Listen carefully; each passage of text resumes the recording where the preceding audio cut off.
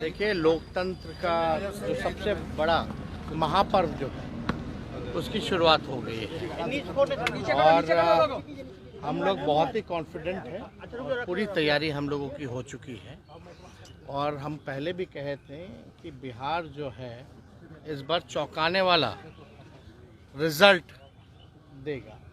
हालांकि बहुत सारे टीवी चैनलों ने अपना सर्वे किया है, उनका काम है, उनका प्रोफेशन है, लेकिन चौंकाने वाला शब्द इसलिए हम कह रहे हैं कि जो अंडर करंट जो है लोगों में, खासतौर पर बिहार के लोगों पर दो चीज़ें देख रही है। 17 साल बनाम 17 महीने और दूसरा केंद्र सरकार के 10 साल में बिहार के लिए क्या किया। बिहार को ना स्पेशल पैकेज मिला, कोई भी काम जो है बीजेपी की सरकार ने, एनडीए की सरकार ने कोई काम नहीं किया जिसका क्रिटिसिज्म माननीय मुख्यमंत्री जी और उनके अन्य मंत्रियों ने भी किया। और हम लोगों का तो पुराना जो मांग रहा, जो हम लोगों ने आरक्षण बढ़ाया था महागठबंधन के लोगों ने, जो 75% की जो सीमा की थी भाई, उसको शेड्यूल 9 में करने का, वो भी कोई काम नहीं किया।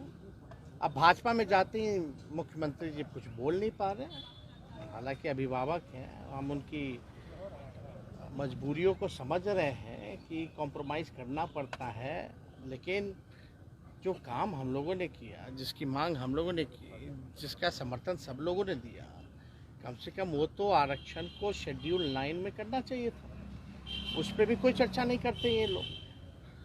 ना 15 लाख रुपए आए, क्या हुआ नहीं हुआ, इसके बारे में भी कोई चर्चा नहीं।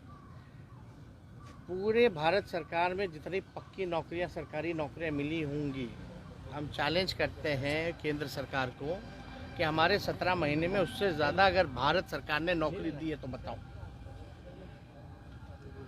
तो असली मुद्दा ना महंगाई कम हुई, ना किसानों की समस्या को इन्होंने दूर किया, और ख़ास तौर पे बिहार को आगे बढ़ाने के लिए, क्योंकि ये सबका मानना है पिछड़े राज्य बिहार के अलावा भी और भी पिछड़े राज्य हैं।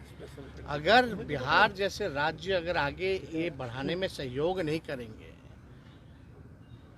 तो भारत कैसे आगे बढ़ेगा। दूसरी बात, 40 में से 39 सीटें इनको मिला पिछले बार। ये 39 सांसदों ने अपने अपने लोकसभा क्षेत्रों में कौन सा ऐसा काम कर दिया, कौन सा ऐसा कारखाना केंद्र सरकार ने यहाँ लगवाया।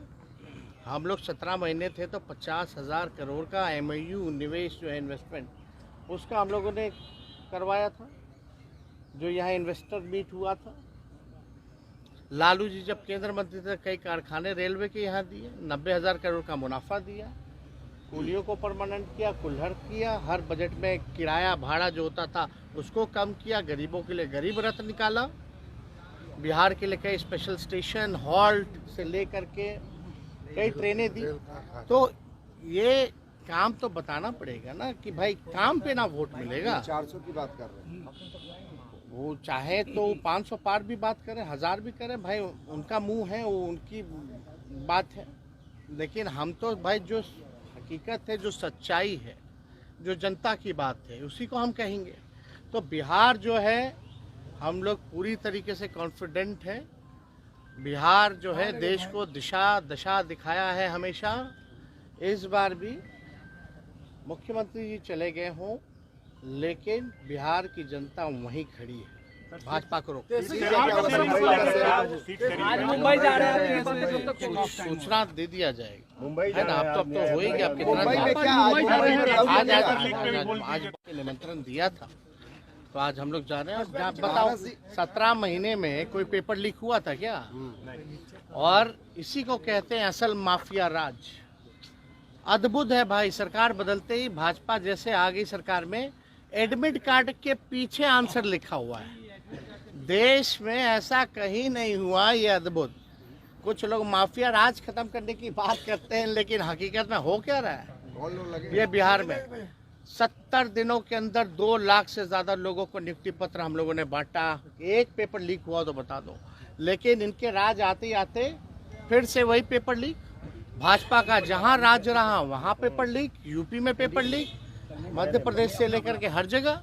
अब बिहार में तो गजबे हो गया, एडमिट कार्ड लेके लोग जाते हैं, उसके पीछे ही उत्तर है। तो हम तो चाहेंगे कि इस बात को आप लोग भी समक्ष जो है रखने का काम कीजिए। तो ऐसे ही तमाम खबरों के लिए आप सभी बने रहिए हमारे साथ और देखते रहिए बिहार उज्जवल न्यूज। अब तक हमारे YouTube चैनल को सब्सक्राइब नहीं किया है तो जल्दी से सब्सक्राइब कर लीजिए।